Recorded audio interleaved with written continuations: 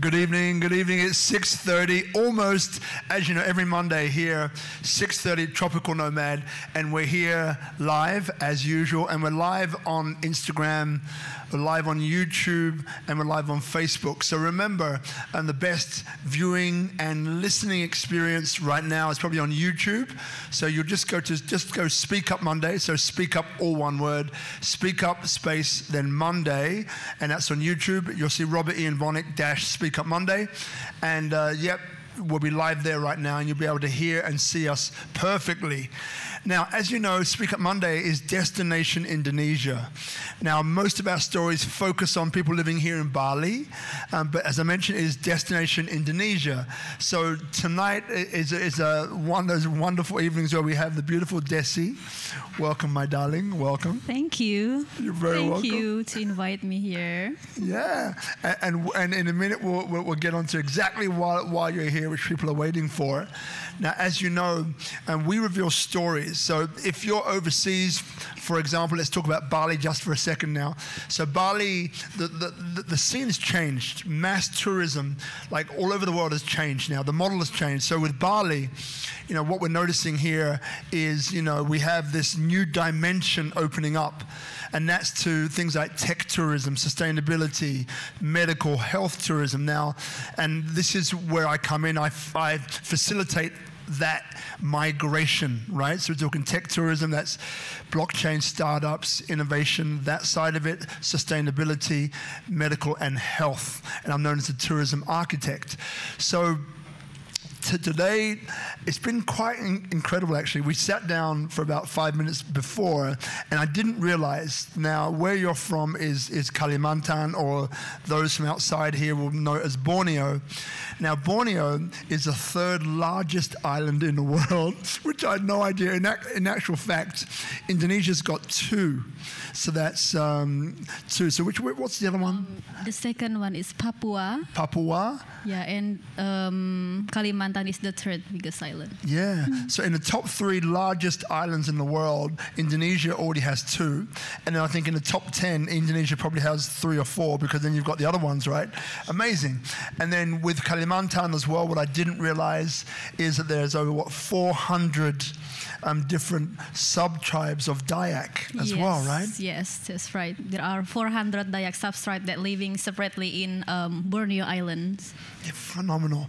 And as you mentioned before, so what we're going to be talking about today is about the Dayak, okay? And I think our mutual friend David calls you a Dayak activist. I'm not sure how that sits with you, but growing up obviously in West Kalimantan, Dayak yourself and so on. You know, we're going to get into tonight a lot of the different. Firstly, so people can get an idea, you know, of what life is like, you know, and then you know what the place is like. And then after that, we'll probably get into, you know, what are the challenges that the Dayak people are facing, and what we can do to either to help, to support, or to become critically aware of. So look, I think that the best way to like start us off is that, so you mentioned before about the Dayak being 400 different sub-tribes, and I asked you, you know, if there was like a common language, and you mentioned that each one has its own culture and also its own language, but there's a beautiful way that I think brings all of you together, which is a way that you greet one another.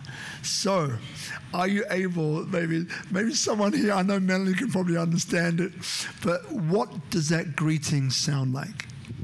Okay, actually there are 400 Dayak sub-tribes that living separately in Borneo Island with the different languages, and we have the unite greetings for all of the Dayak people. They will say these words to greetings, like to each others. Okay, maybe I will say these words. Adil Kak Talino, Bacuramin Kak Saruga, Basengat Kak Jubata, Arus, Arus, Arus. Adil Kak Talino, it means we are, as a humans, we have to be respect to each others as a humans. And Bacuramin Kak Saruga, it means like we look ourselves in the heaven, and we have to look ourselves in the mirror. like what we already like done in this life, and like we have to look to ourselves. And Bastengat Kajubata, we always like remember our creator. Like everything happens in this world must be have a reason. And arus it means like amen, and it's gonna be like everything is gonna be like run like a water in the river. Yeah, you know, and love that. And like, so what I can hear is respect for one another, mutual respect. What I can hear is respect for the creator, and we'll get into that in a minute. And what I also hear is this is this beautiful way to acknowledge one another as well as human beings. So if I asked you about, you know, Dayak culture and Dayak custom, you know, like, because again, you know, we don't know, I don't know, and I'm sure many people here have no idea either. So what would you say if I asked you, you know, Dayak culture?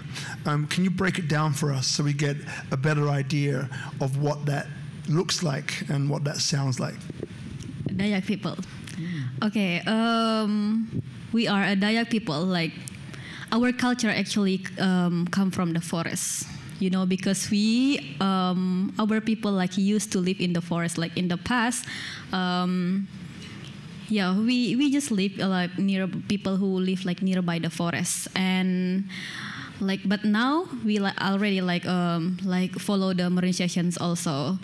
But Dayak people is the one like who really like connected to the forest, and we see the forest is the life resources. And like in Kalimantan, they say that Kalimantan is the lung of the world also. Like it's green, and yeah. So then, to give us, which you again, I loved how you described that before. So lots of people, you know, recognize the Amazon as being, you know, one of the lungs of the world, but also, as you mentioned, you know, Kalimantan, Borneo is also another lung of the planet, right? Which obviously is incredibly important. And then, you know, we mentioned, you know, as well that there's a deep connection between the Dayak and the land, which we refer to as the forest. And I think what we were saying earlier on was that, you know, that, and this bit when we first met, or second time we met, kind of made me smile, right? About, you know, how maybe in the West, you know, we have things like refrigerators and ways and machines to make our life easier when it comes to storing food. You know, we have this for later, I'll put this in the freezer, I can have that for lunch tomorrow, I can heat it up in the microwave, and away we go. But then, as you're mentioning earlier on, you know, with Dayak, especially where you're from in West Kalimantan, you have a very different way to approach, you know, feeding and food and what that means for you. So can maybe if you explain a little bit about that so we can understand. Oh yeah. Maybe I will tell you, I'll forget to tell that about Dayak also. It's about togetherness also. This is like kind of, especially indigenous people who really like give this value like togetherness, like really like living in and respect to each other. And I will tell you about like feeding and gather the food. So based on my experience, like I'm still doing this right now, until now. So on the back of my house is still like a forest also, and I'm still like swimming in the river because I have like a river on the back of my house, and like we gather the food in the forest also, and it's like fresh and like it's really different. I'm not like making the differences between like city and in my village, but it's the reality is like in my village, like every morning there are some women come from the hills and then with their basket with the fresh vegetables from the forest, and if we are like not lazy to go to the forest, yeah, we just gather by ourselves, and it just we can take it like for free. And there are many things in the forest that you can take for food, for medicines, and yeah. Got it. So then you've got this beautiful connection where, as you mentioned, you know, that when it's time to eat, it's about either going into the forest and from whatever is available, whatever you catch, that then becomes what you eat, right? So there's no wastage, there's no, I'll leave this for later. And as you mentioned, you know, that whatever it is, you have this wonderful flexibility and creativity around what it is you make that into for us to eat. And which is wonderful, right? And you mentioned about, you know, how part of the custom and the culture is about this beautiful harmony of being together, and this togetherness, as you mentioned, and I think meal times are a really important time because that's when you also, you know, have the chance to cook together, to be together, to talk together, to discuss together. It's like one big family from what I can intuit, right? From what you're saying, but. What else comes up for you when I say togetherness, when I say family, when I say culture there in West Kalimantan? What else comes up for you? So about togetherness is especially when you have like a party or like when some like family face the problems. So like the people in the village, they just like directly like know what they have to do. Like they just like come together and they just like support this family like whatever they have.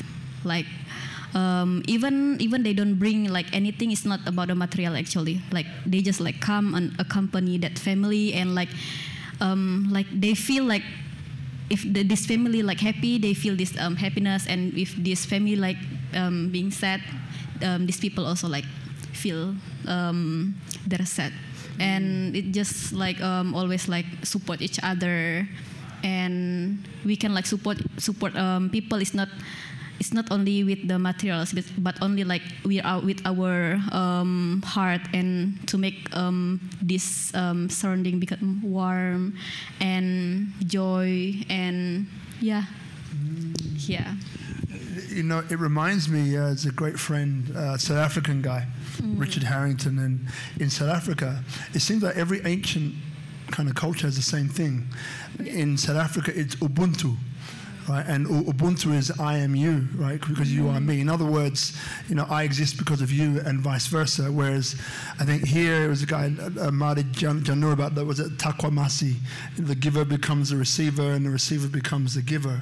Like so, it's and then Aboriginal culture. So you have all of these kind of ancient cultures which are connected to the land that seem to have this same vibe, this same frequency, kind of running through them of togetherness. And like not competition, but co-opetition, meaning that we all kind of come together to live and to create something larger, right? Beautiful. And you know, I guess part of culture is spiritual, right? So you got this. I think what is it here is the Tirihita Karana, right? Is it the man, God, and environment? So. Keeping that Tirihita Karana in mind, like in Kalimantan or West Kalimantan, where you're from. So, is there anything similar to that, which kind of underpins how everybody lives, or is there something else? Yeah, as I mentioned before, that our culture also like come from the forest, also, right, and come from the nature actually, and. The most important thing also for our people, like being together and support each other, and like we see forest, nature is like it's not just like forest. It's not like just nature, but it's our life resources, and we believe that like forests have like a spirit. That's why like mostly our people, they do like rituals in the forest. Because in the forest, like there are many things like depends their life in the forest, like birth, and like the animals, like orangutan in there, they are live and get their needs also in there. That's their home, and so many like spirit that and energy that live in the forest, and our people also like like it's really like connected. Like Trihita Karana is actually the connection like between human with the nature and human with the with God, and also and it's the same actually. We have to be like connected like between people with their creator, and creator give them like their life resources. What is it called? Forest, and that's why we have to. What is it? It's really like connected. You know what I mean?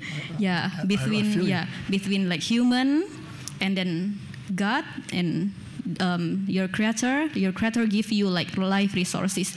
Then you have to be thankful to your creator, and you have to be what is it called? To be the way you thankful to your creator is to keep what he creates for you. Got it. Yeah. And that's that connection with nature, as you mentioned. And then, there's a few questions that come up. One is, because you have, and I think when we first met, second time we met, what I love about you is that you're like a bridge, right? So, as I'm a bridge, as many of us here are bridges as well in our own way. But what comes up for you when you're West Kalimantan, living in the forest, then you come here to Bali or to another part of Indonesia, maybe Jakarta or somewhere, and then you look at how everyone is behaving, right? How everyone is living their life. Like I'm trying not to guide you too much here, right? So, like, what comes up for you? What differences do you see? And what do you feel about those differences? Yeah, about the differences, like I'm trying like to be like adapt in everywhere I come, and I understand and I accept all of the differences, because I cannot like force people to do like the same things like me. Also like even me, I cannot do like the same things also like you, like in the city, and I try to force like people also like in the city to do like the same things, like living in the forest and like gather the food in the forest, because we have our own ways, and but what is it called? What I see from the differences between like city and my villages, there is differences, of course, because like in the village, mostly like people like working together, like really just working together. But in the cities, I think it's mostly like what is it called? More like people working for themselves. Yeah. A little bit. Let's say, a little bit more selfish, not maybe so about us. It's more about me. not meaning to lead you at all. At all. I mean, there's no leading going on here. Purely objective. Yeah. So that's what I see like from the differences, and the way of life also, like the way of life, and maybe like people in the city is not used to live like without light and stuff like that. But in many villages in Kalimantan, we still like it's like a normal things, no light, and something like that. And but I cannot force like people to live like in that way. So we have our own what is it called, like perspective and way of life, but how we must be accept like this kind of life and thing. Got it. And look, pretty soon we've got this beautiful woman, Melanie, who's been a quite amazing person, because having a very strong life in the West, big successful person, then also came out through a mutual friend of ours, David, and basically came out and stayed with the Dayak for some period of time. So it'd be interesting getting her perspective on the differences between, this world of business and success and chasing it and hustle and getting it happening into this life of living more in line with nature and the forest and taking what we need, nothing more, working together, not against one another. So this would be interesting to ask her the same question. So, I mean, what comes up as well, Dessy, is that, so you have this very calm way about you, right? So you give me the sense that anything could be happening out there, but you would just remain like calm. Right? Just calm. so like, and whatever comes up first, right? So you don't need to filter this, right? So if I said to you, Dessy, like, what was the last thing, or what do you find extremely challenging? What comes up? The first thing is like must be modernizations, but I don't say we don't need like modernizations. I don't want like modernizations. We cannot say that because we already in that situations. But the problem is like mostly like it's happened to my people. Like we are like not ready sometimes with this kind of things because like modernization and the development of technology and modernization and informations, actually it can be like become like the good influence and become the bad influence but it depends on how we use that. But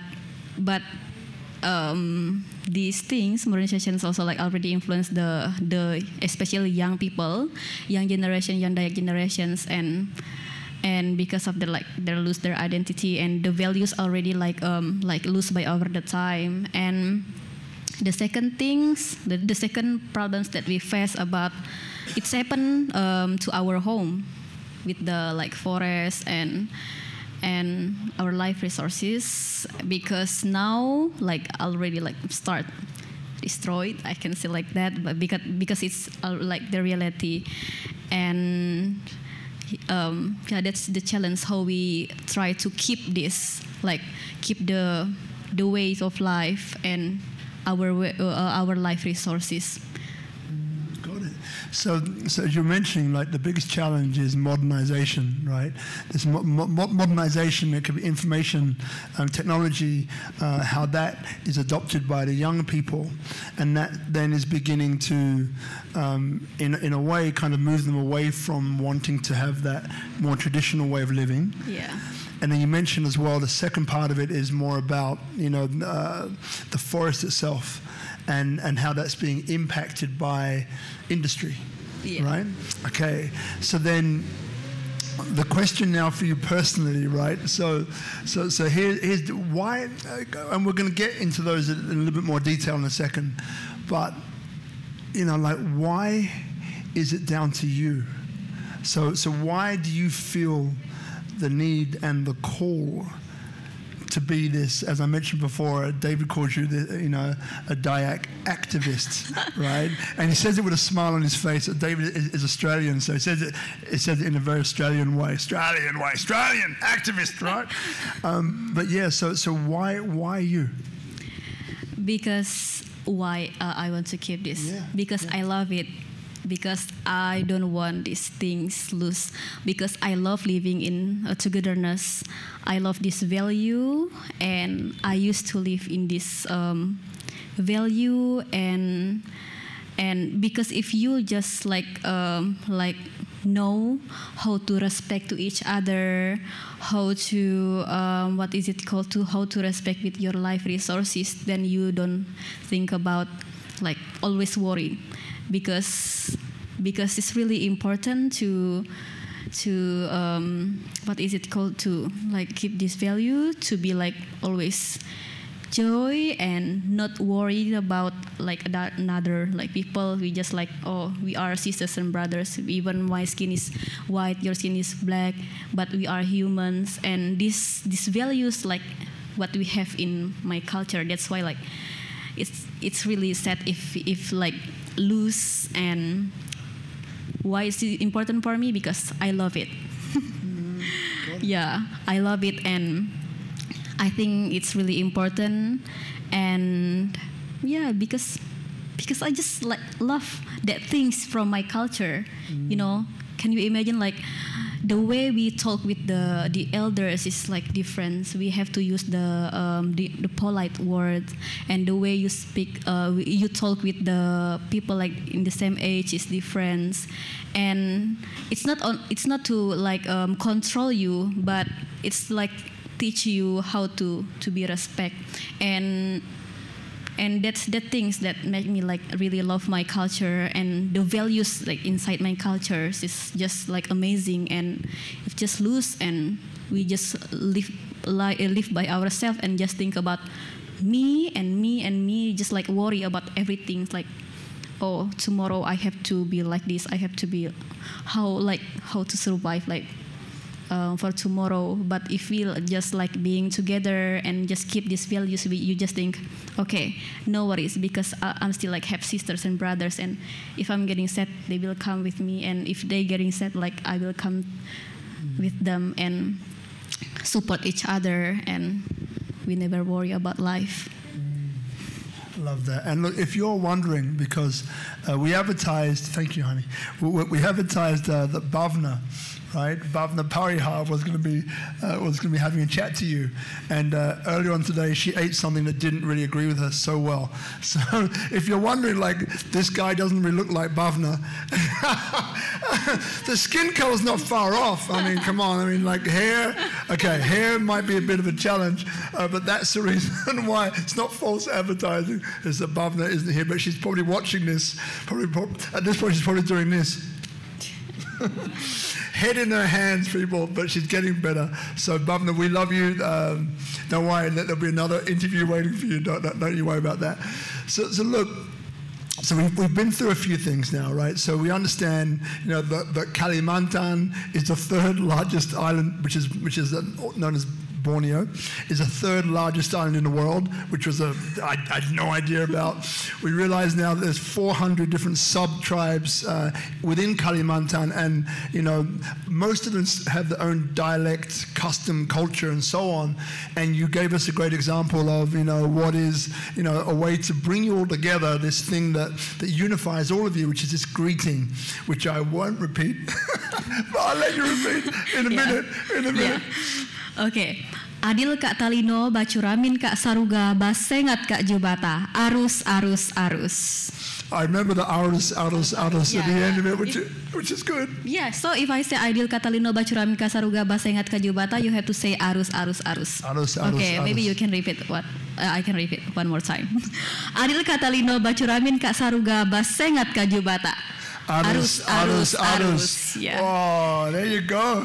Thank you. Now I feel a little bit more connected to you than before. So now, and we've briefly discussed, you know, some of the challenges that you're facing, and we'll get deeper into those. But what I'd love to hear, and Melanie, a mutual friend who you'll hear from in a minute, well, a little bit more in a minute, mentioned something which I had no idea about, and I think it's really important that you let people know, because then it also gives them a greater idea of who you are and how you think and how you feel and why you do what you do. So there's a few different projects that you've already set up that are already going. So would you mind to maybe inform us and let us know what they are, the ones that are probably at the forefront of your mind at the moment? Yeah, so projects. Yes. Okay. In 2014, when I was 20 years old, with my sister, she just 15 years old at the time, 2014, we start the customer school, Arus Kualan. It's like a non-formal education where we try to connect the young people with the elders, and because all of the knowledge in the Dayak people, especially my Dayak, it's just like pass on. And generation to generation, and like from the story, but we don't have any like books or that resources. Then we also try to make it a balance between the traditional knowledge and the modern knowledge, and that's why I mentioned before that like the technology. Technology can be like become the bad influence and like good influence, and we use the technology become the tools also to keep our culture and tradition in traditional knowledge. And we use like the camera, and we record the story from the elders also, and we write like the story, and we went to the forest with the elders and like record the plants that used for the medicines, the traditional medicines. And like we have the literacy class also for the kids, and now we already have 5 schools in 5 different places in West Kalimantan, with the total students 116 kids. And for us, like there is a philosophy like that we keep in Arusqualan is everyone can be a teacher, and nature is our school. And everyone can be a teacher, even you are like tiny, even you are like kids, even you are like an adult or like elders, you can be a teacher. So there is no like high level. So we always like sitting together and make a circle and learning like together. And we learn like everywhere. We don't have any official buildings, but everywhere is a school for us. Yeah, and all the kids like join this school like it's for free. Yeah. You know, you remind me of this friend, right? And a few people here know who I am about to refer to, right? So I'll tell you the reason why. So I see you, and I get what Melanie was talking about now, right? So I see you, right, as a person who very humble, very respectful, yet it's a bit like a swan, right? So when you look at a swan on water, above the water, the swan is like serene and calm and going from left to right, right to left, just, whoo, right? But under the water, the legs are going like this. Right? So there's a lot going on, but it doesn't appear so from the surface. So this lady, her name is Matilda, and she's probably about the same height as you. Like, just getting a little check here. So she has been on the show 3 times, I think, over the last 3 years. And she was the one, actually, that gave me the decision to make this into a Q&A only, as opposed to a presentation with a Q&A at the end. And so she and her climbing partner, Francisca, another amazing lady, so they're the first female Indonesian team to complete what is known as a 7 Summits Challenge. So 7 Summits Challenge, what is it? The 7 Summits Challenge is climbing the highest mountain on 7 continents, including Mount Everest. She's just like phenomenal. So like, I won't go any more deeper into the story, that's for another time, but a beautiful woman who is very respectful, humble. You would never know. Like, you would never know. So like sometimes, and don't take this the wrong way, but trying to get stuff out of her is like, oh, you have to go in and you have to dig and you have to not pull it out. And I'm not saying I have to pull anything out of you, by the way, but there's so much going on underneath the surface of the water with her.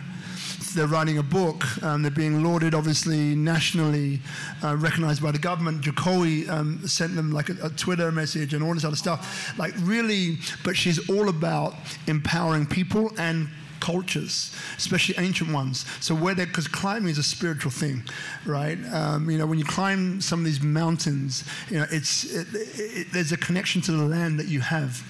And she's all for that, so I've got to connect you to. There's something in there that's just coming up. So anyway, I'll do that another time off camera. So, and write it down, Melanie. Good. So, what comes in is a few things. So I spent quite a bit of time with the Aboriginal culture when I was living in Australia for some time. One guy called Bob Randall, who has passed away now, rest in soul in peace, was a guy who's like you. He's a bridge. So he had a qualification from an American university, some sort of degree, I don't remember what it was in, but also was like an elder of elders in Australia. So in Australia there are also many Aboriginal tribes within Australia. And they have this story of the dreaming, which is the story of how the universe was created, how the world was created, and lots of things that happen in their life on a day-to-day basis.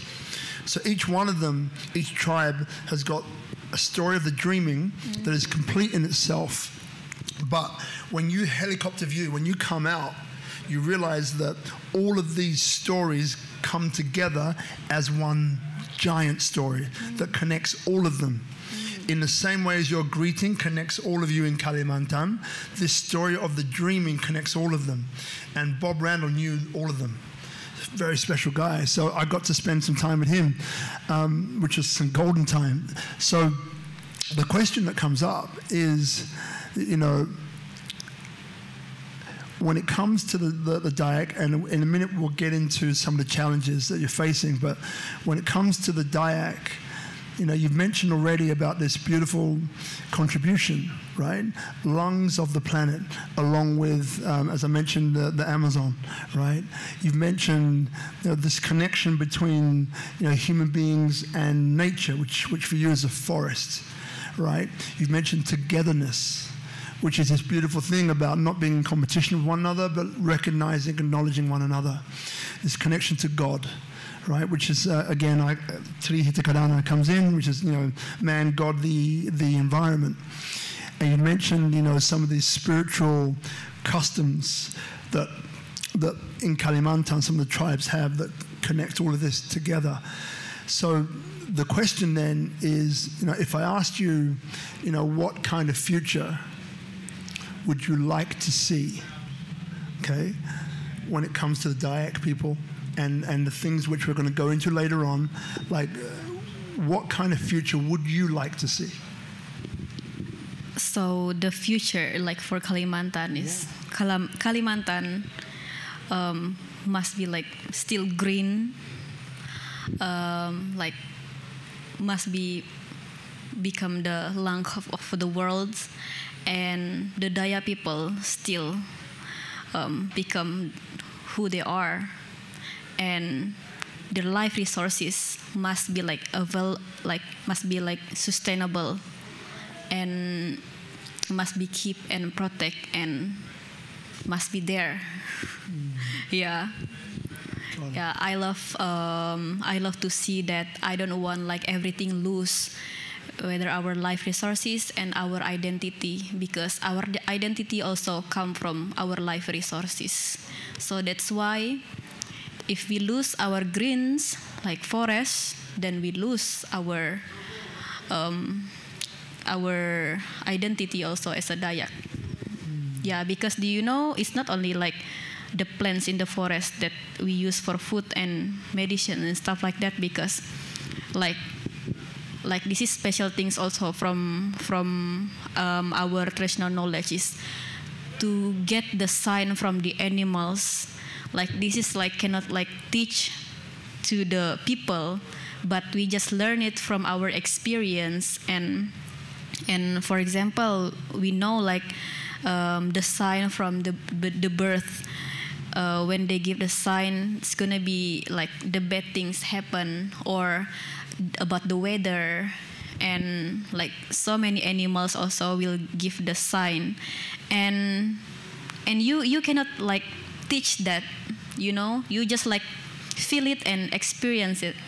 And that's why when people ask me, when they visit me in my village, how to hear the signs from the animals, I cannot teach them and tell them, because you just learn from your experience it. Yeah, that's why when you lose that, then you lose all of the knowledge also. Then you will disconnect it. And I love to see in the future all the things should be the same. green, and the identity. Yeah.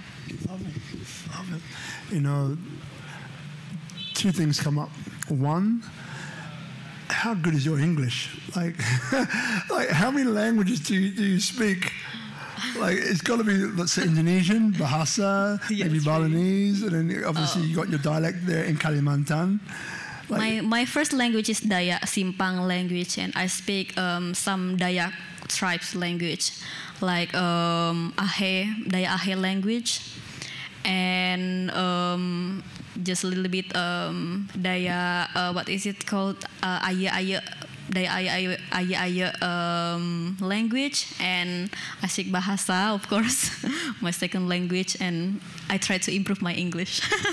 yeah, like it's phenomenal. I mean, because it's not easy to, number one, this is an open format Q&A, so there's nothing really to prepare, which is great, but it also can be quite like, ooh, what's he going to ask me next, right? So it can be quite unnerving, right? So to be able to kind of do this under pressure in a language that's not your own, I give you full acknowledgement, Dessy. You're amazing. Like, Thank you. really cool. You like, too. You are very cool. Interview over. I'm going and I'm out here. We're done here. We're not done. So you know what? I just remembered as well why I went off on that tangent about Aboriginals, because what I realized is that they're in the same position in that, you know, their customs and culture is passed down through from mouth to mouth. Yeah. And there's some drawings and some paintings as well, which are being lost. And so that was a connection, you know, that I got to understand as best I could at that time with what I knew and what he was telling me and what I could take in. It was in Ayers Rock, Olga's area, for those who know Australia, very spiritual area. So I got a good insight into some of the struggles that they were facing, but I guess there it was a case of, you know, the civilization, let's call it that, were trying to find a way to deliberately kill the culture.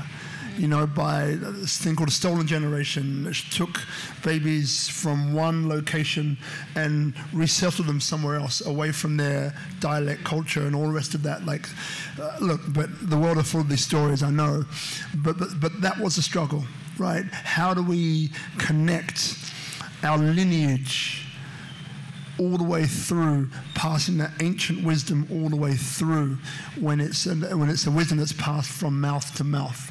You know, so maybe a great segue, but yeah. So let's talk, and then we'll get Melanie up in a second as well. Let's talk a little bit about the struggles which you're facing. Firstly, Dayak, I'm talking about, but firstly, from, you know, technology, civilization, what you referred to as modernization, right? So what challenges there, if you can go into a little bit more detail so we get a better idea on what challenges the Dayak, your people there in West Kalimantan, are facing with respect to that. Yeah, so with respect to modernization. Yeah. Respect. Yeah. Yeah. The way we respect to the modernizations. Yeah, so a little bit you mentioned before about the young people. Now, it's finding it difficult. They want to kind of go this way, right? Which is in a way away from their culture. And what you're trying to do is to say, well, you know, it's okay to embrace technology and all these things, but let's retain and let's pass that knowledge down from the ancients, from our forefathers, from your forefathers, on towards the kids growing up. So then the question was, like, what are some of the biggest challenges that the Dayak are facing in that area, in a little bit more detail? Yeah, actually, the problems that we face is because we just not ready yet with that. Actually, yeah, like sometimes it's called like cultural shock.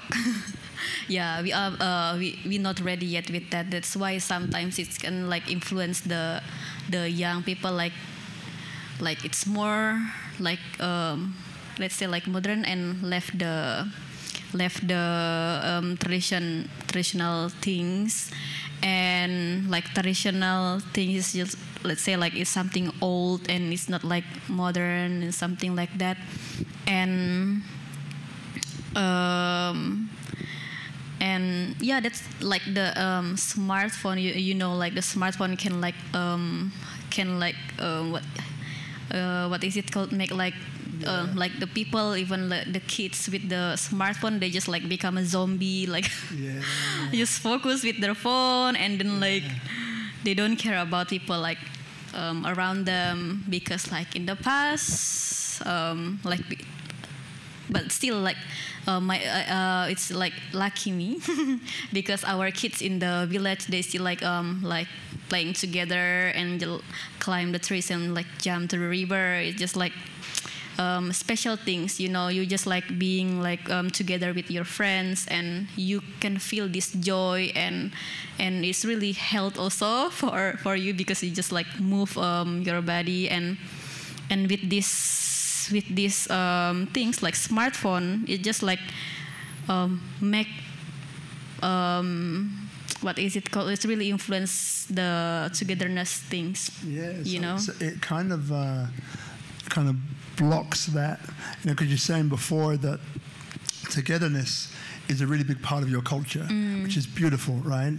And then like even our kids, right? Yeah. 5 and 7. I have two little girls, and we went on a bit of a road trip over the last few days, and you know, you're trying to talk to them, and they're like, yes, face in a device, the brain shuts off. Yeah. Even though women can multitask far better than men can, but the brain shuts off, and like, you know, they started arguing over stuff. So then we literally, Marina and I, you know, every now and again have to say, look, if you don't work this out, we're taking this thing away, because it's a center problem creating item in your life. Yeah. Right?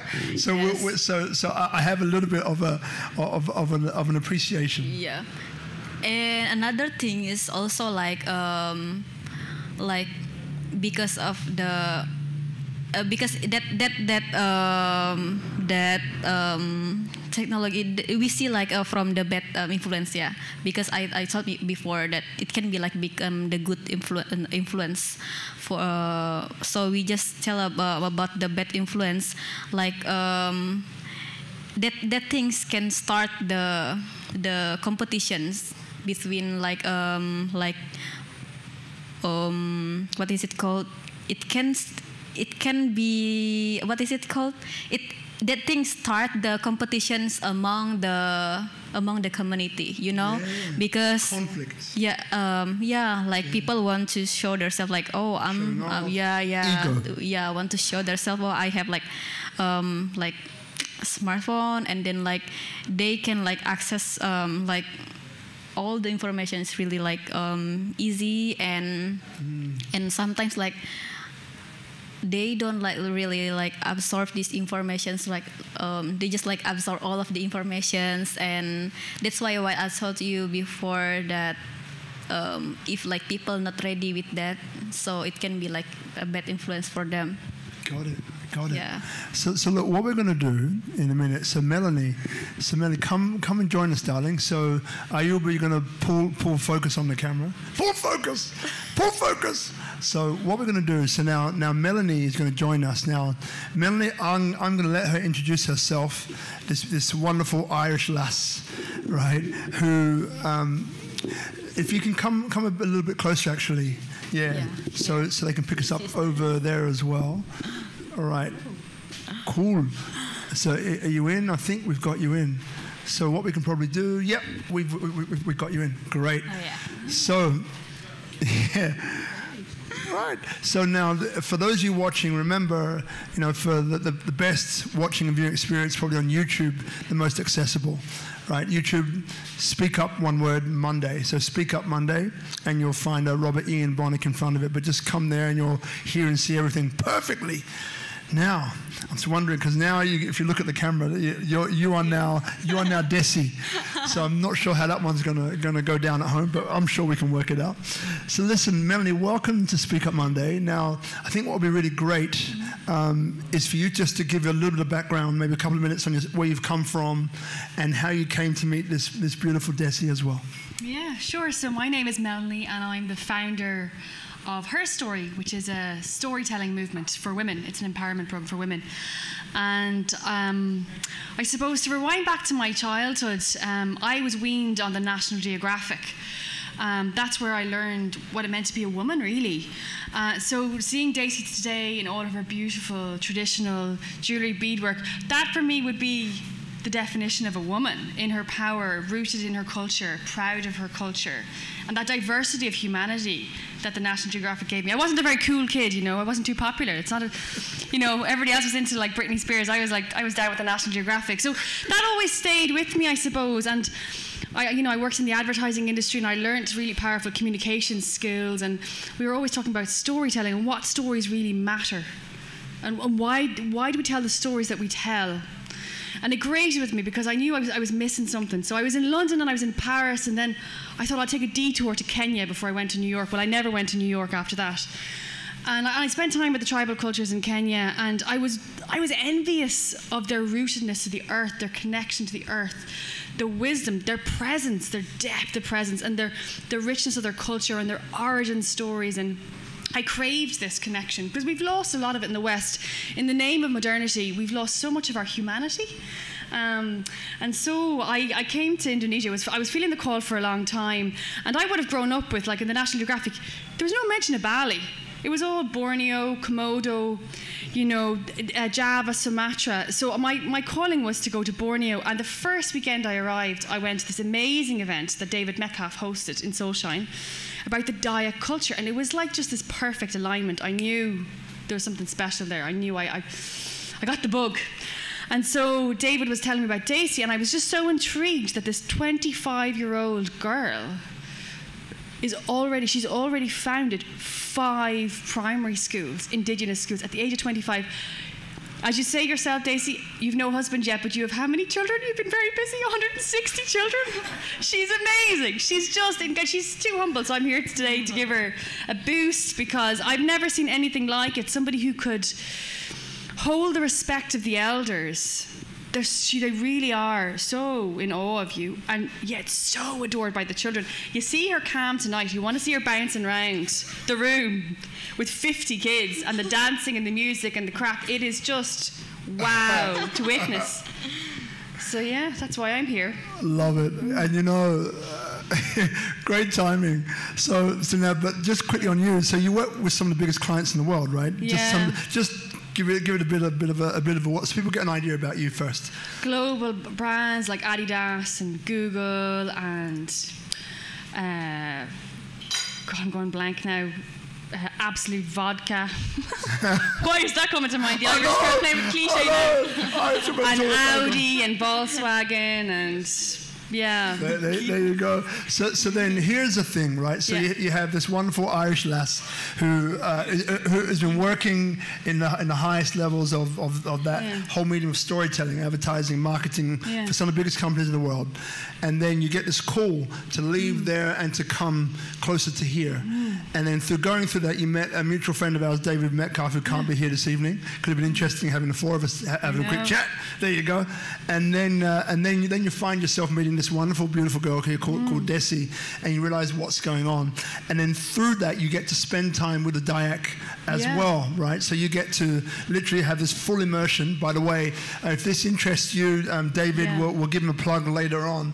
This is what he does, right? He provides this unique experience which allows people like you, like me, like us, to go deep into the jungle and spend time with some incredible ancient wisdom without impacting it, because we're still on the outside looking in, but we get to experience it. And part of what you mentioned before about the beauty of it, and this is the reason why you love it so much. So bringing this kind of full circle in a way, you know, from your time there and also spending time with Dessy and everyone else that we've been speaking about, you know, what's your take on, you know, what make the Dayak for you very special? And then where do you see some of the biggest challenges? And then we'll get into the solutions afterwards. Yeah, sure. So for me, I've never actually experienced a culture that lives so in harmony with nature. It's that reverence for the earth. Everything is ritualistic. Everything is done in harmony with nature. 6 o'clock in the morning, we had to go and catch our breakfast. Wild. It was wild breakfast. And we're all bundled into the river. And there was quite a swell, actually. There'd been a big storm. So the river was 6 meters higher than normal. And there was whitewater rapids. So I tell you, you wake up fairly lively then. And there we were, going along the river, and the girls were with us, beautiful young youth ambassadors that Dessy's been training. And they just pipped up, they'd spotted breakfast, delicious breakfast on the banks of the river. And they exclaimed to me, they said, "This is our supermarket, and it's all free." And off they got, they scurried up into the riverbank, and they got our breakfast for us. And then we went home, back to the community, and we cooked breakfast. So if you go into a Dayak kitchen, there's no food in boxes, there's no preservatives, there's no pesticides, no poisons in the food at all. No food colouring. It is its natural colour, and it's just, my body was humming by the end of the week. It's never worked so well. It's incredible, and it was delicious. I mean, it really was scrumptious food. So that for me was a revelation, this idea, you know, we talk about sustainability and organic in the West, like it's a modern buzzword, you know, but it's actually not. It's our ancient way of being. And in Ireland, we were doing this until about 200 years ago. We've lost that way, and there's that yearning, there's that longing, that pull to go back. And I think the Dayak, for me, they live and breathe it every day, and they're beautiful, kind, light-hearted people as well. They're so joyous to be around. Like every night we had culture night, we danced. The music is stunning. The sape instrument, it's the instrument for healing. It's just, I mean, my heart was just cracked open by the trip. It really is. And to see the rainforest in person, I cried. I couldn't keep it in. We journeyed, so 6 hours driving through a lot of palm oil plantations and jungle, and then 6 hours up a river in a boat. Where we were, there was no Wi-Fi, there was no phone signal. It was just bliss. My nervous system had said, "Thank God, I don't want to go back to the Wi-Fi afterwards." It took me 24 hours before I hit on the Wi-Fi button. Jeez, just keep me away from that, you know? Because you disconnect from the Wi-Fi in the Western world to reconnect with yourself and fundamentally what it means to be human. And it's, you know, we're losing it. Like, it's so simple. It's family, it's community, it's good food, it's nature, being rooted to nature, spirituality. It's just, and they live and breathe it. They're just the most beautiful people. Really amazing. You know, I love the color in your tone, my darling. So it's, yeah, you pick it up, right? Yeah. I love it. So here's the thing. So for you, through your perspective, you know, what are some of the biggest challenges which are facing the Dayak of that region where you stayed at the moment? Yeah. And what do you think some of the solutions could be? Wow. So the challenges are the rapid effects of modernization. And I think Dessy's finding that balance between the traditional culture and how modernity can empower it. So, for example, Dessy's sister, Deli, is a very talented sape music player. And she's using social media to empower her culture and to share it with the world. So she has 12,000 followers on Instagram and 10,000 followers on YouTube. She's a sensation.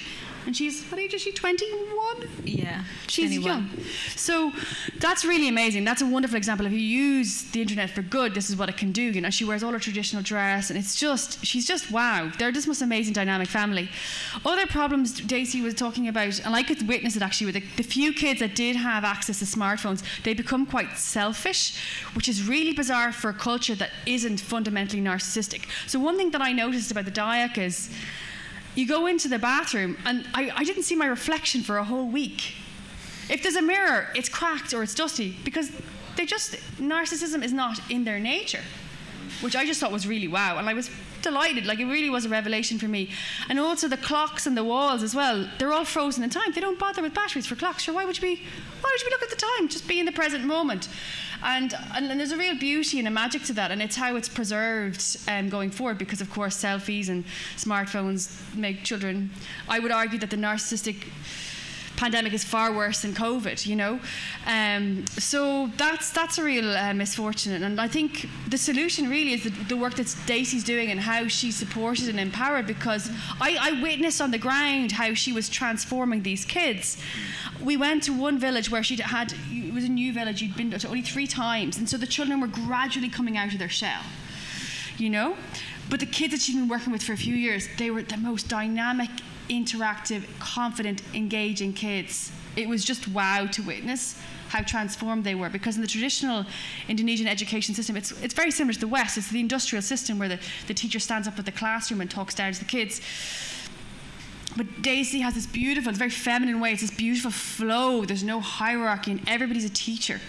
Everybody's sharing, and it's a magic to witness it. So I would say, you know, support Daisy, empower Daisy, because she is the solution in the work that she's doing. And there's no stopping her at 25. Like, she's got 5 primary schools already, and she's got a big dream to start the first indigenous high school. She's going to do it. You already have the land. We just need to raise the funds now. I've seen the proposal. It's absolutely wow. And the cost is a fraction of what we pay for in schools in Ireland, like, or anywhere in the West. Like, it's just really, it's really brilliant. And then within the program, you've developed a number of initiatives so that the children learn like eco-friendly, sustainable business practices, social enterprises. Like, this is like way out in the jungle. They're doing this really progressive, radical work, and that's where the beauty of modernity, I think, comes in, because you're using the modern ways to empower the indigenous culture. Yeah. Yeah. Did I miss something there? I must have missed something today. No, it's right. Yeah. Storytelling. Yes. So then, storytelling. On that, so people do want to contribute. Yeah. Now, the contribution isn't always financial, but how can people contribute to you? Where can they find you? So is there social media? Is there a website? Is there... Because now people have got, you know, and thanks to the beautiful Melanie's help as well, so people have got a pretty good sense of your nature, right? And the sorts of things that you're doing, and where your heart is at, and how you connect. Right? So I'm sure there's people watching now who say, well, okay, that's great. So what can I do? How can I help? How can I contribute?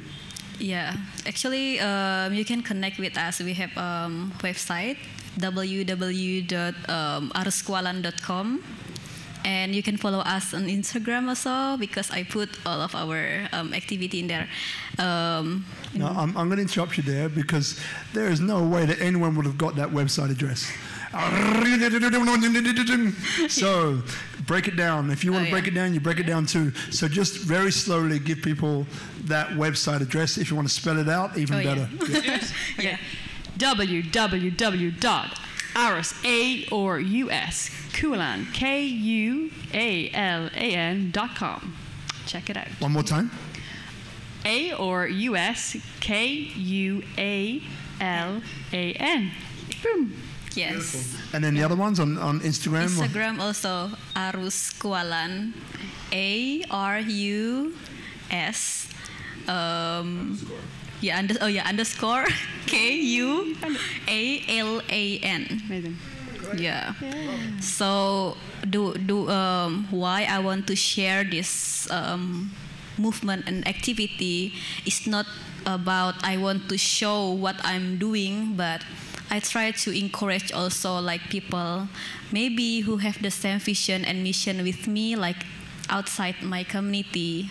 Now you can start in your place also, and don't think about how I can start this. Just start what you can do. Maybe you just bring the kids playing together and bring them to the elders, or just playing together and like learning together. And for the young people also who want to be a change maker, who want to be a leader in their community, don't be afraid. for the things that you try to like speak up, and because if you think that it's really important to do, just do it as long as you are happy to do it. The most important thing is just do what you make, just do the things that make you happy. I mean, yeah, because I love to do some things that make me like happy, like teaching and playing the kids is the most like happiest things for me. Yeah, I'm really happy. Like I love the kids. And I think that comes across, and you've seen that up close. We haven't seen it up close, but we get that from your energy and the way you are, right? You'll be that person that is, I do, absolutely. I'm sure other people do as well.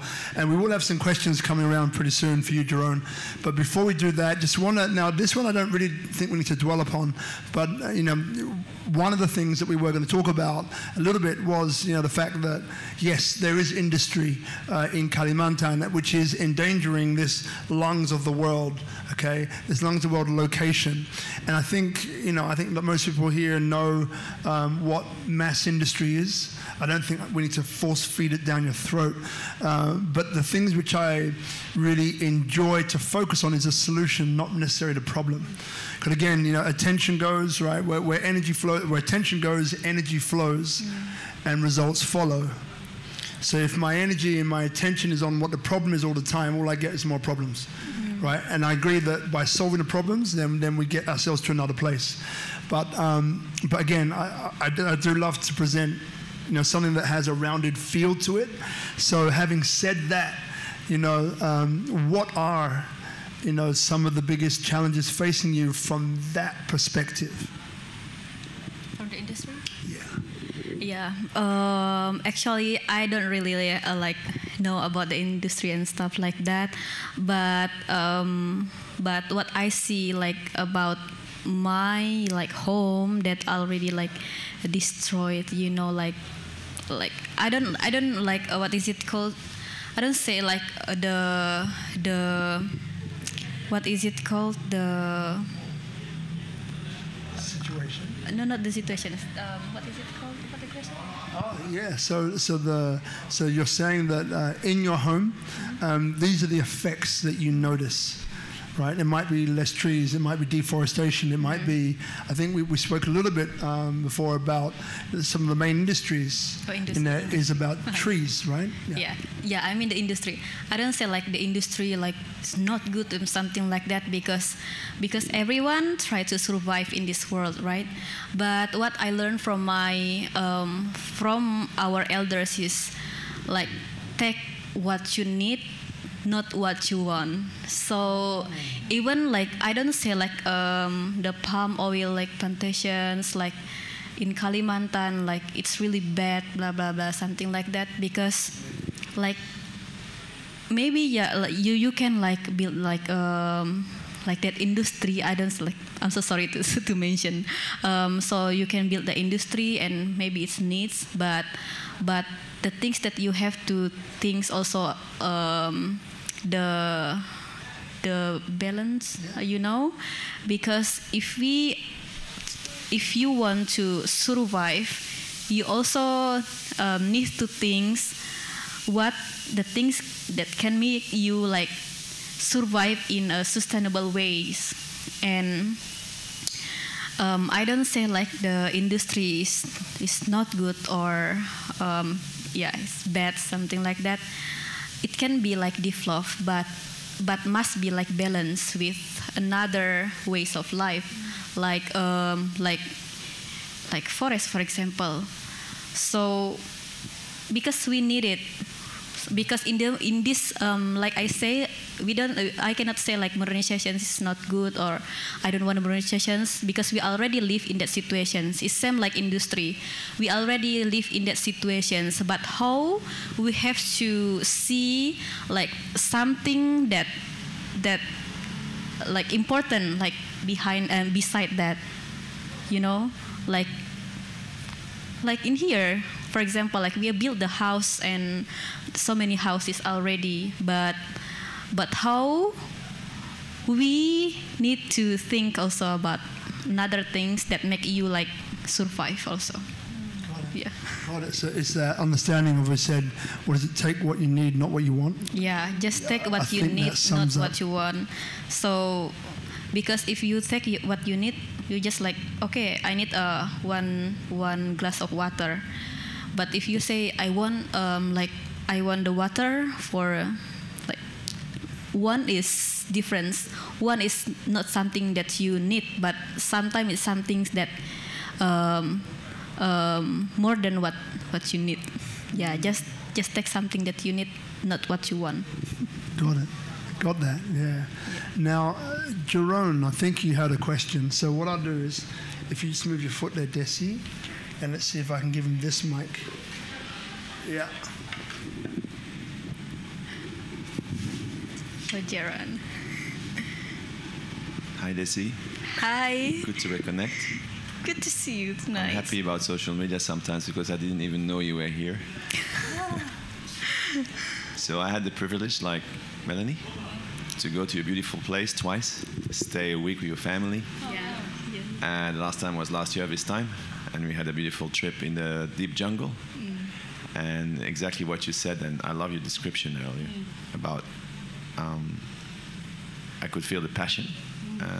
And your beautiful Irish accent, I loved it. I lived in Dublin. And when I was there, I was just thinking exactly this. It's more common than a question, but it's like really, I love how these two, those two beautiful women sitting here were like basically expressing about their experience, their belief, and the passion that you have for kids. And like, yeah, you have 230 kids, and you're only 27 or something. And it's true. It's just a joy to see. And also, I'm a social entrepreneur, and I'm so honored to have been there. You know, like to have met you. Thanks to David. Thanks again, David. But it's more about what you're doing is the great thing, because what you're trying to do in this world here is to preserve your culture, and also you talked about it extensively. Yeah, trying to limit the bad effects of modernization, but you can't stop it. It's there, and it's how do you mitigate that? And I always remember, just as an example, these beautiful people there, and this young 9-year-old girl who came to pick us up at the airport. She was so happy to go and drive for 8 hours, 4 and 4, and then to basically, she's so smart, she's incredible, and she's so outgoing. What you were just saying, Melanie, was about how is it possible being 9, but because she's in her environment and she's thriving and she loves it. And I was dancing with her. We had a beautiful video, salsa, like in a Dayak context. It's like on a very, not on salsa, but on a very slow song. It's just, for me, it was blowing my mind. And then this 5 days without a phone, I needed it at that time. I needed it. I knew it was so good for me. The only thing you were worried about is if something happens in the family somewhere far. But it was so good, nothing happened. And your beautiful sister with the sape, and then this Jongkong village we went to with all these kids.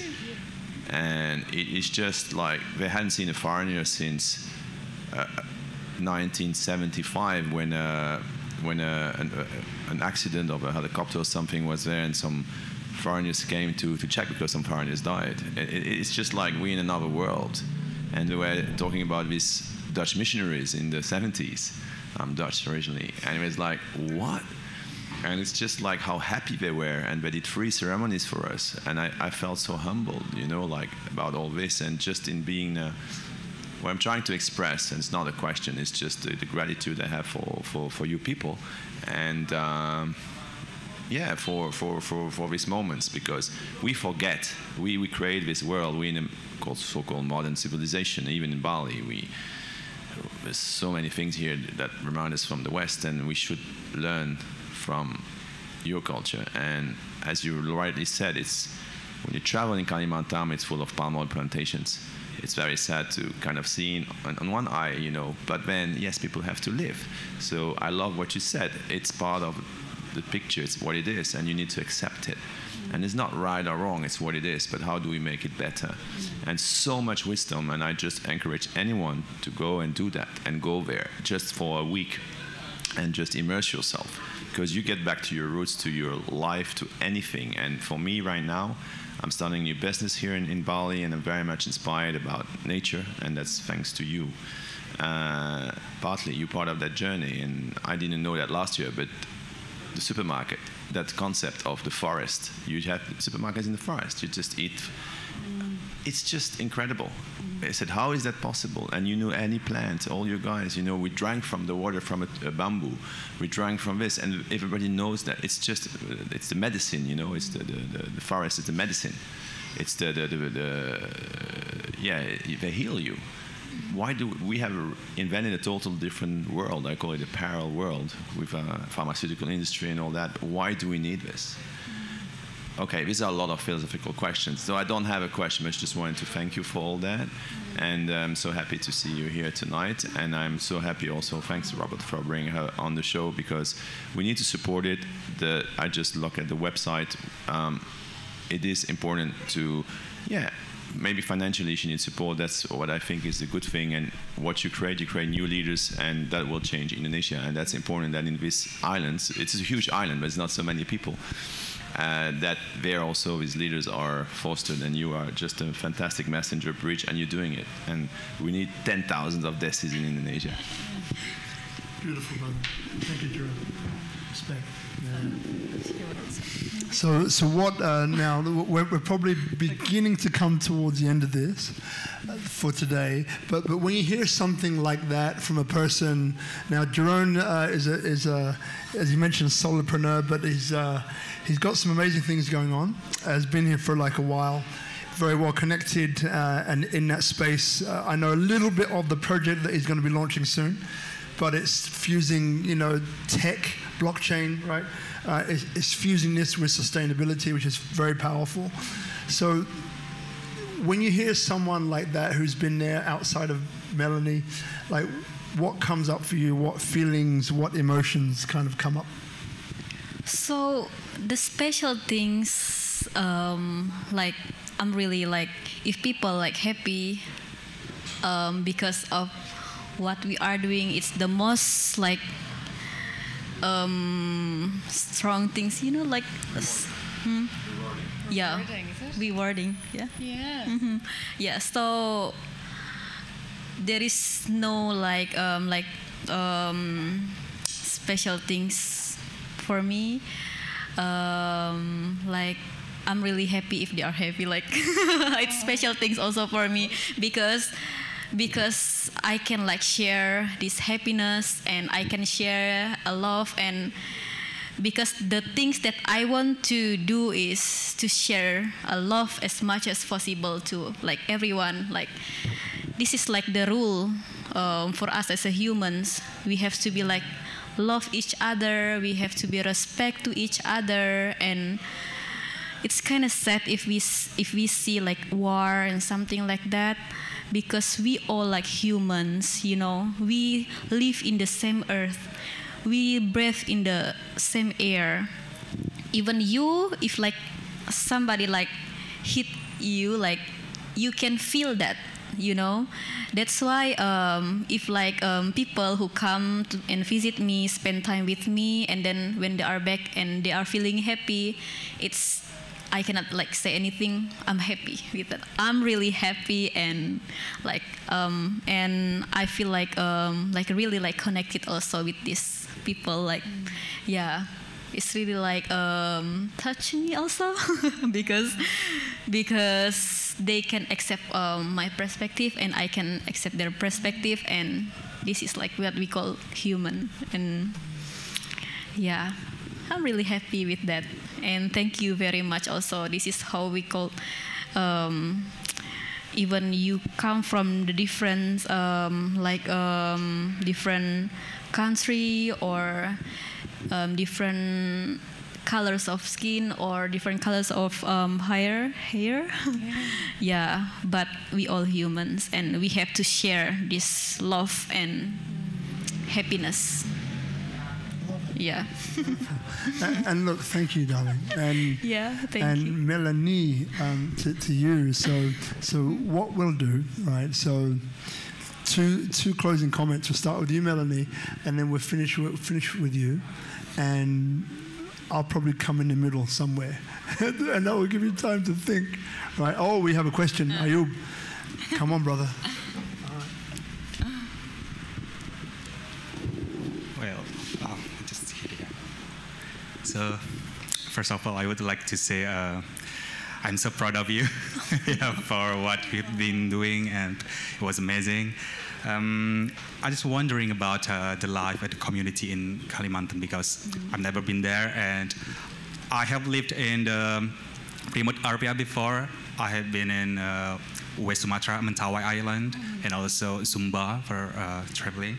And the thing that I want to ask is, how about the mindset of the parent at the community? Because when I visit Mentawai and Sumba, they just finished the school until high school, even mid-school. And when I asked them, they just said like, their parent asked them just finish the school and help them at the garden, like to work. And how do you encourage the kids, or maybe the people, the parent in your community, to get to school even until university? Or just wondering about it. Okay, so this is like about the education also, right? So I always like accept all of the people's decisions. Like in one area, like in the remote area, maybe they don't need like the educations, maybe. Yeah, because this is like sometimes we want to help, but we want to help based on our perspective. Then we bring this like, oh, I think they need like more initiations. Then we just like go there. Oh, you have to be like this and like this. But sometimes maybe they don't need it. But this is sometimes that make all of the things like what is it called? Change in one place, you know, because they don't ready with the things come from outside. Then they have to like follow, you know, like some things that new for them. Then if in my place we already like face these situations, we already have formal schools, and like the parents need to like to what is it called, send their kids to the formal schools, and there is no choice for them anymore. If like their kids not go to the high like university, they just like just difference with another kids like who already like in the university. And yeah, actually I accept what the parents decide, you know, but what I try to do is that's why I want to build like a school based on that place needs, you know. So I want the school because most of the this is the problems also when the young people continue their study to the city, then they don't want to back to the village. Mostly that they left their village. Then how like the school also it's not the things that make the young people left their village. Because yeah, it's really hard to say this, you know. It's really hard to say this because sometimes we don't understand about like what they need in that village.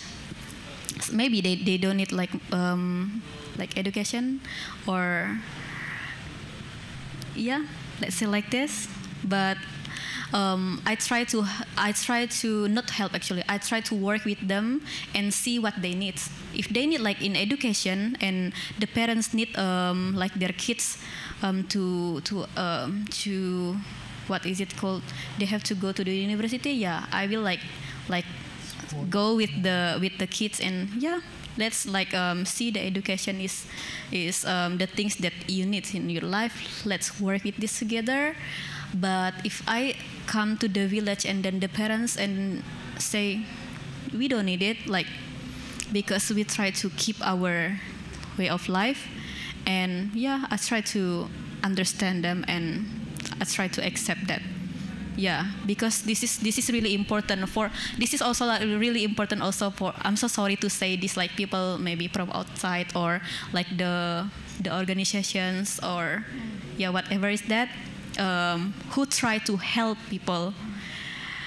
If you want to help people, like see what they need, not like based on your perspective, and you want them like the same like you. Yeah, it's not help, but it's want to change. Yeah. I'm so sorry to say this, but yeah, sometimes it's the reality. And I'm also curious about one thing that we talked before, just a couple minutes, and you said that your village is around 6 hours driving from the town. Is it right? Yeah. Yeah, and also the power, the electricity is the network, the signal also is not available there. And your main language is Dayak, right? Not Bahasa Indonesia. Or because when I was in Mentawai, I don't know, when I speak in Bahasa Indonesia, they don't really understand even support. And I'm just wondering about your community in your village. How is it? And in my village, we speak Bahasa also. Our people speak Bahasa if like people from outside come, but we speak Dayak language. Like. Okay, so it's easy to communicate with you. Yeah, it's easy to communicate. That's cool. yeah. But I try to make the kids to speak Dayak. Yeah, to speak like because language is also one of the it's your identity also. Language is your part of your identity. Absolutely. Yeah, but that's why I mentioned before we have to make like everything like balance between modern and traditions. Yeah. And I think just to add to that point, actually,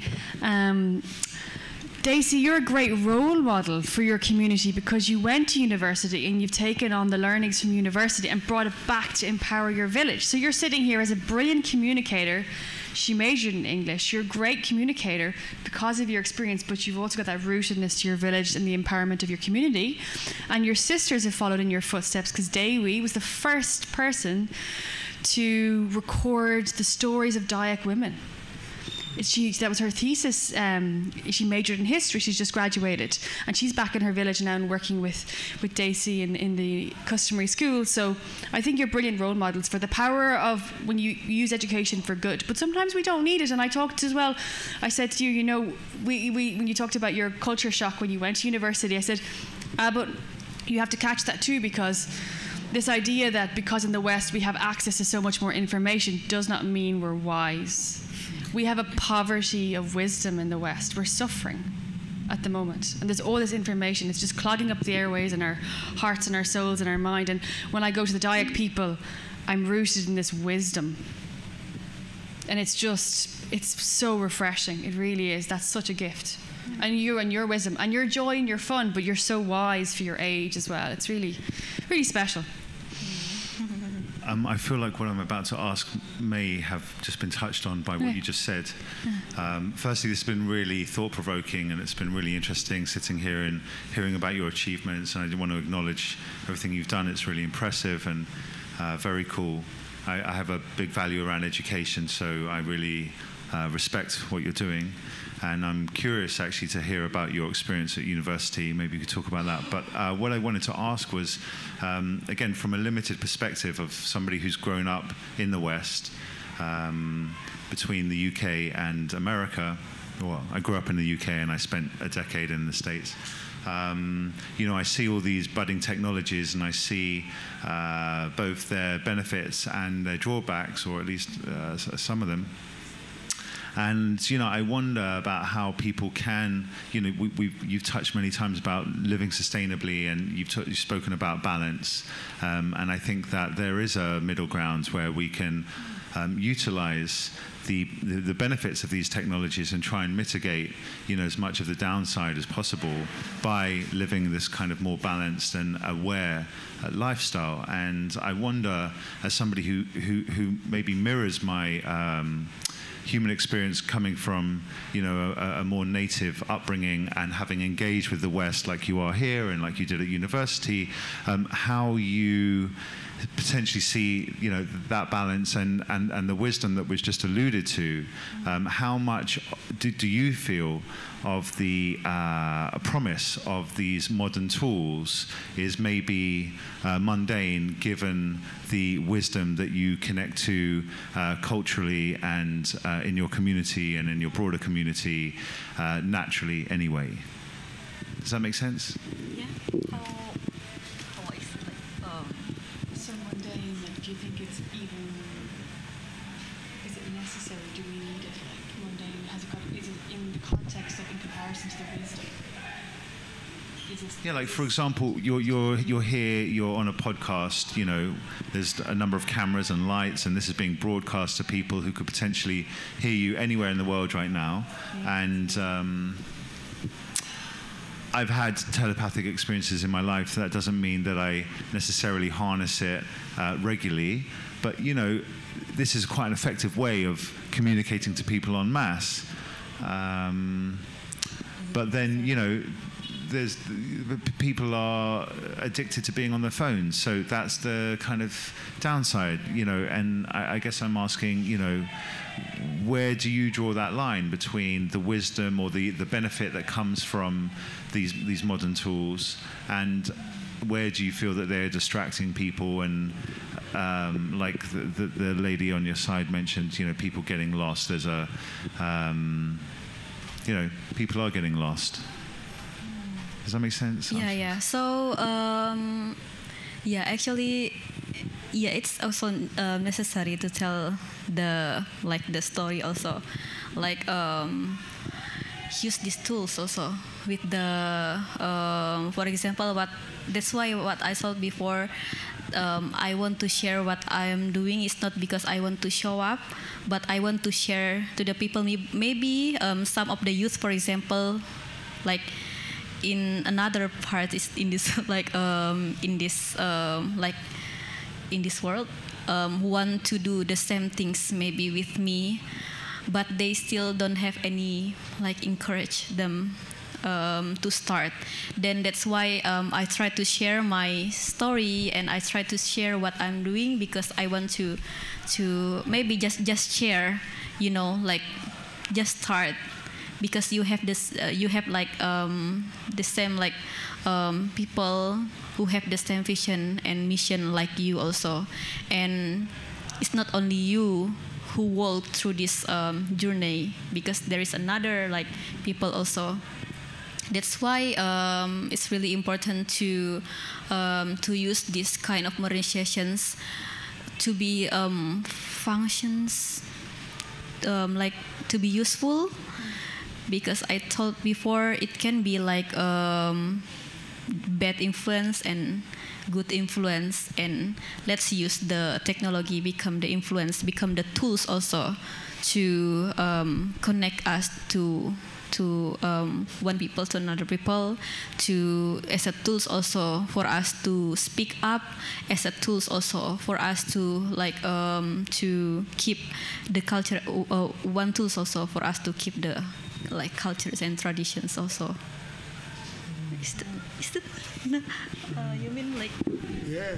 So what you've done actually is highlight a brilliant topic, right? Thank you. And yeah. So Dessy here is wondering if she answered the question or not. So here's the thing about this whole thing, right? So we don't script anything. We don't write questions down. None of that. It's all in flow.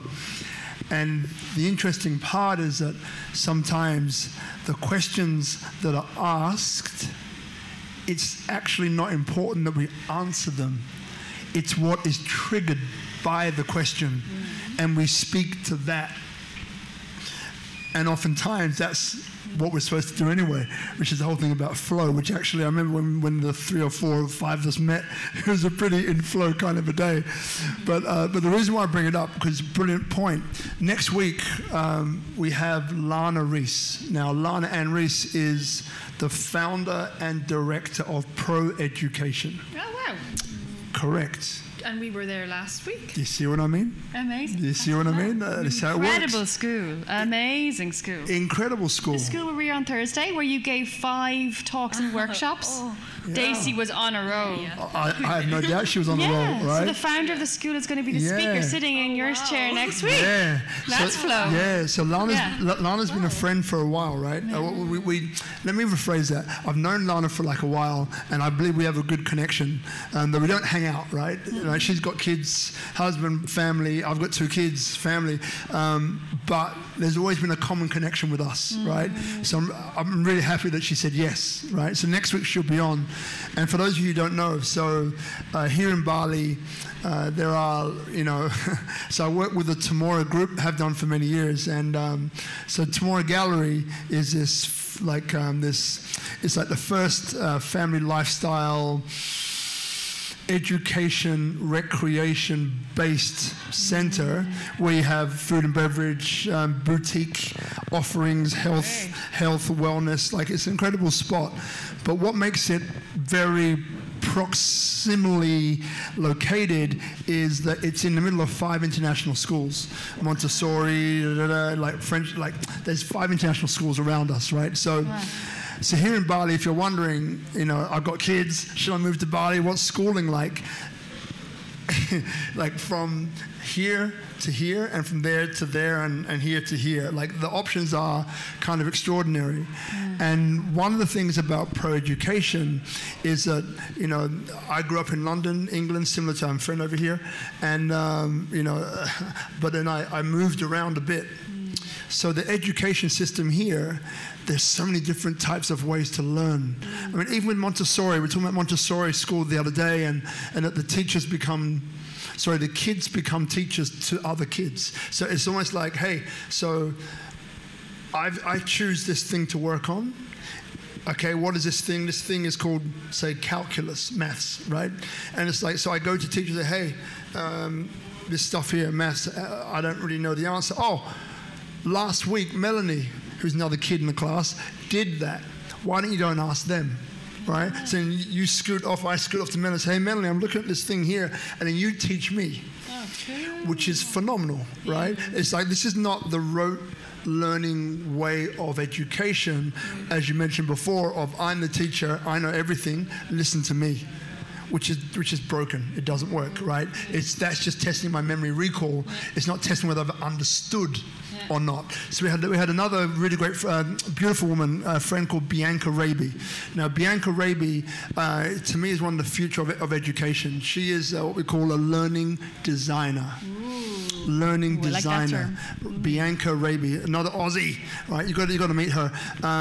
Again, she was in Australia with that system, but then what she realized was that system had a glass ceiling on it, and she wasn't going to make any further than that. So that's why she set up her own company and now hires people all over the world. And so learning design is, like 90-something% of the online educative classes, which are buy-in, meaning I pay for this, I get something. 90% of them don't work. Right? It's crazy. So what a learning designer does is a learning designer goes back to the beginning and say, okay, what is it that you want to achieve? I want to achieve this. Okay, how do you know that this person who's going through this particular course has understood what they were supposed to at this point? How do you know? Because in the traditional education system, you don't. You just keep going and going and going and going and going, a bit like me now. Keep going and going and going, and then you test them, which is really factual recall, how much I can regurgitate on a piece of paper, and I say, yep, you've passed, and I forget it all. And I go into the world, and that's my education. And the education system is out of step with the jobs which are available. So now, again, this is what is stirred up.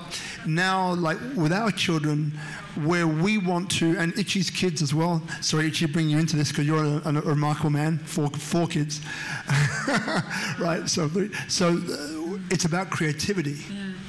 It's about creativity. So in which way can you be creative and express that? Is it the written form? Is it the verbal form? Is it the physical form? Yeah. What is it?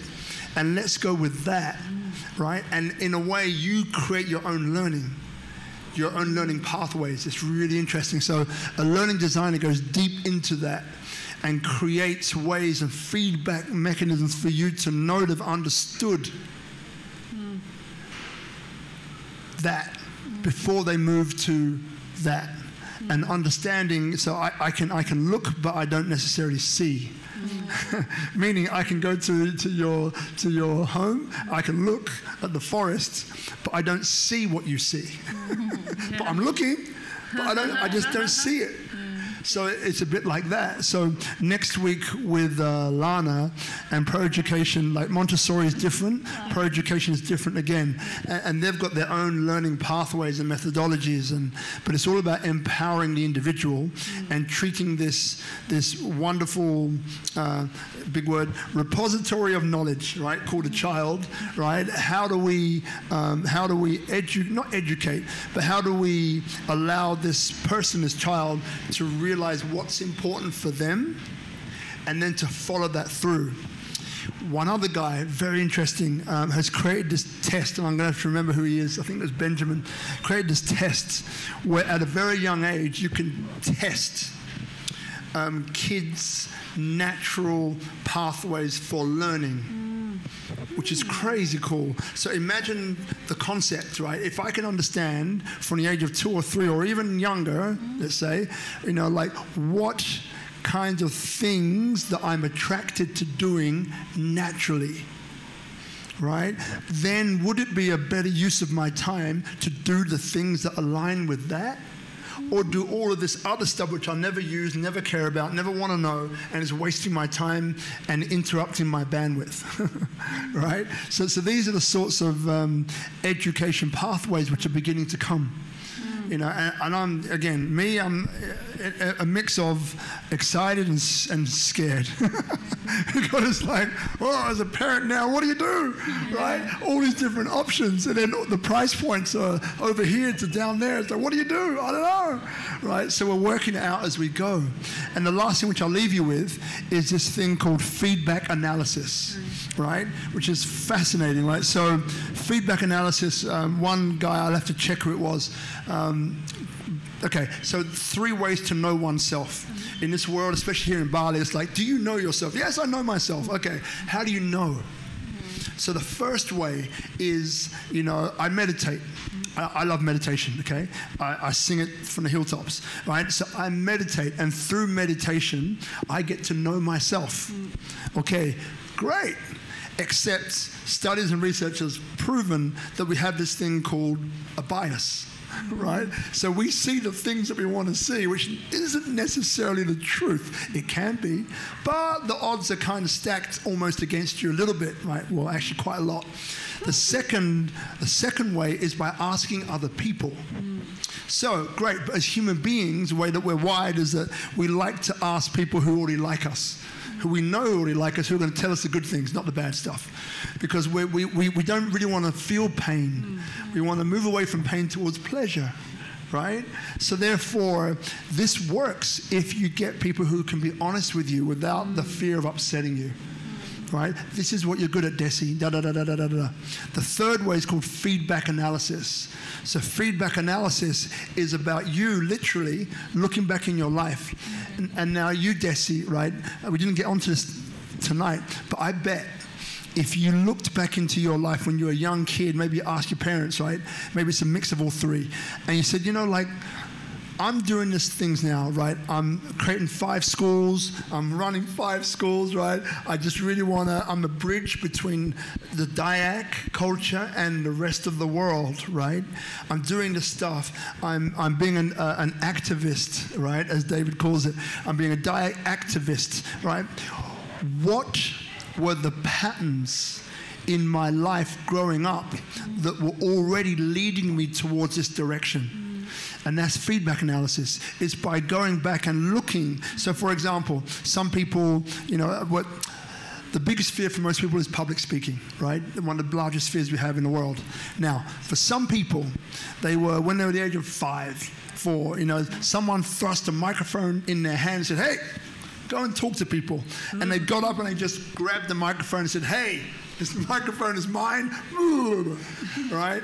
And everybody loved it. Yeah. Right? So then, and again, what you'll find by the age of 18, we have enough information to make a decision about this using feedback analysis. It's a very cool way to think. And so when you look back, you begin to link up these moments which all coalesce, these moments that all come together, and you can see a clear line of where your aptitudes lie, where your abilities lie, where your desires lie, in a way, like why are you here, like what were you born for, if you want to take it from that direction. So even though I know we're way off topic, we're kind of in topic, because this is about education and about knowing thyself. And then with kids, what we're finding now is that we're going away from this traditional way of I'm the teacher, listen to me. Not there's anything, maths, English, you still need to learn. Like there's, I can be as creative as I want, but if I can't read and I can't write, it'll be difficult for me to express myself, right? And so, but you've got those things. But then it's about, like how do we, look at each child in a way that is. I don't want to use the word right, but in a way that's appropriate for them. What lights them up, and how can we empower them to go along that journey and make it. Last thing, promise. There's a King Richard, right? Is a movie that Will Smith just made about Richard Williams, who is Venus Williams, and Serena Williams' dad. Yeah. Now, these girls obviously changed the world of tennis in all ways, for women, for black women, and all the rest of that. So King Richard is a story, well, not a story, I think it closely resembles the truth of what the dad did to basically set these girls up in a way was on their pathway, using their gifts and talents to the fore in a way that they were able to do what they did, which is change the face of tennis in the world. So like there's all of these interesting stories coming to light now, because again, I wasn't expecting to talk about this, but education is such a powerful thing. So you having these 5 schools, and I love that you're a bridge. I really, really do. I love the fact that what you're doing, not trying to do, what you're doing is that you're finding ways and solutions to connect Dayak to their history, with also taking on the best aspects of modernization, but in such a way that it fosters and it supports this, but it also allows people to kind of move, in a direction of passion and so on. So yeah, that's a bit of a monologue, I know, but hey, that's how it rolls. It's your fault, man. So look, rounding this one off here, one of the ways, or the way that we kind of end the show, right, is, and I'll go to you first, Melanie, and then we'll come to you afterwards, okay, is, what would you like to leave people with? So, what does that mean? It means that you might be reiterating, meaning repeating what you said already, right? Or it might be something new that comes into your mind that's like, hey, I really wanted to talk about that and I haven't had a chance yet. Or it just might be blank. Or it just might be a blank. It's like, I got nothing to say here. Nothing to say, I'm done. Right? It might be that, but I doubt it's going to be that. And we'll start with you. Sure. Melanie, and then I'll quickly do a quick pattern interrupt, and then we'll come to you. So, you first, Melanie. Yeah. I might start off another tangent. We might be here all night. Watch out. That was a dangerous cue. I was reflecting on the way here, actually, on the pandemic, and I think there's no coincidence in the fact that the virus attacks our lungs when we've been attacking the lungs of the planet by poisoning the air and by cutting down the trees. We are nature, nature is us. That is the Dayak philosophy. There is no coincidence. We are a mirror. Nature is the mirror to us. And I think we do suffer from a wisdom in the West, and we overcomplicate things terribly. And we think we're very modern, but we are going so far from humanity and what it means to be fundamentally human. And I would just urge anybody like that, if you have the ability to hop on a flight and get to Borneo, do it. And go on David's trips. Go check out the togethernessproject.com and Daisy's work, and go and visit Daisy and live with her family, and you'll remember what it means to be human. And once you remember, there's no going back. You'll find a way to dance in both worlds, and it is possible, but it's so important. It really it is of this time. Yeah, that's my nutshell. Thank you. So now you'll also have seriously good fun. It's so serious, the fun, but it is really good. Crap, which means fun, Osquelga in my native tongue. No drugs, just fresh air. That's all we need. Love it. So now, so this is the pattern interrupt, and then we'll come to you. So David Metcalf. Yeah. Now I think his website is just that, right? And where if you went to davidmetcalf.com, then you'll be. I'll also put it on our page. But this is where you can also have access to the trips that he does into Borneo, and other parts of the world. Actually, he's actually a photographer by trade, if you want to call it that. And but yeah, he's been doing these trips for many years. 10 years now. He's an indigenous ambassador. There you go. I'm going on a trip with him to Sulawesi Island in 2 weeks' time to meet the Toraja tribe, who are fascinating too. Great. Cool. Facebook page called Dayak Cultural Awareness Group. I didn't know that. Called Dayak Cultural Awareness Group. All right, we've got that one as well. So there's some references for everybody. Now I'll say something and then we'll finish. We'll end with you, darling. So for those of you watching now, so Speak Up Monday. This I think is number 204 episode, something like that. So where this started was somewhere slightly different to where it's kind of come now, interestingly enough, but it's all to do with inbound tourism. It's all to do with being a tourism architect. What that means is that, there's a new dimension opening up to Bali and Indonesia, which is more culturally aware, sensitive, sustainable, and tech savvy. So this is, I'm not alone by any means. People like Itchy and new friends, right, and Jerome, we're facilitating this here to Bali and Indonesia. So part of what Speak Up Monday has become is a way for you to see from the outside of what's happening inside, because modern media, let's call it that, doesn't always give you real stories, and the stories that you really do find which are inspiring, and that's what we do. So Speak Up, one word, Monday. So Speak Up Monday on Facebook, which is a Facebook group. Speak Up Monday group on Facebook, that's one. Speak Up Monday, all one word. Instagram is the other. So just jump onto there. And my name is Robert Ian Bonnick, as you can probably know by now, and website under the same name. And then tomorrow we have Speak Up Monday Clubhouse, and that'll be an amazing woman called Jennifer J. But that's 8 a.m. So if you're aware, just come and join us for Clubhouse tomorrow. And before we finish with you, Dessy, I just want to thank you for saying yes, right? I want to thank David for originally putting it up there in our imagination. So that's really cool. And I just want to thank you as well for opening up, part of our minds and our hearts here to see, a different side of life that perhaps many of us have forgotten. Right, this ability to connect, this ability to reconnect with nature, and by doing that, we reconnect with ourselves and the true nature of ourselves as well. So I just want to thank you very much, and to those of you watching, remember you can come watch this live in Tropical Nomad every Monday, 6:30. Come at 6, grab some food, and then we go live at 6:30. As I mentioned, next week is Lana Reese, who is the founder and director of Pro Education. Fantastic woman. We're going to talk about the future of education and a whole bunch of other things. So feel free. Take a breath. So, Dessy, thank you, my darling, and over to you. Thank you very much. It's really an honor to be here. Thank you. Yeah, so anything that you'd like to leave people with? Any words, maybe repeating maybe what you mentioned before, or maybe letting people know, like how they can contribute to you, the name of the website.